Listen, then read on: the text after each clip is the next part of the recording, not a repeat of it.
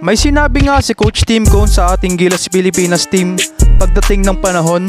Ang sabi niya nga ay sana mapanatili pa rin niya ang sistema ng mahabang panahon at syempre sana mapanatili pa rin niya ang lineup ng Gilas Pilipinas ngayon, especially kay Junmar Fajardo at JB at syempre kay Kai Sotto. Inamin din ni Coach Tim Cone sa press conference na malaking bagay din ang pagkawala ni Kai Sotto laban sa Brazil. So yan, punta tayo kay Junmar Fajardo dito, no? Nagtrending nga si Junmar Fajardo dito sa number 40 ng Brazil.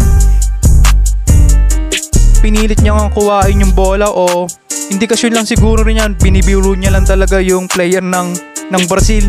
Medyo panay din talaga to si Junmar Fajardo, no? Kung nakakapanood kayo ng mga video ni Junmar Fajardo, may vlog din siya na Ayos Gaming. Panoodin nyo rin yan, medyo panay din talaga si Junmar Fajardo. Pero yun mo, nagawa pang magbiro ni Junmar Fajardo sa Brazil, no?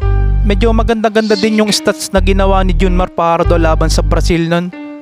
Pero yun nga, sa kinasamaang palad, talo nga yung Gilas Pilipinas doon. Pero still proud pa rin tayo sa Gilas Pilipinas. Nakuha pa rin ni Junmar Fajardo magbiro.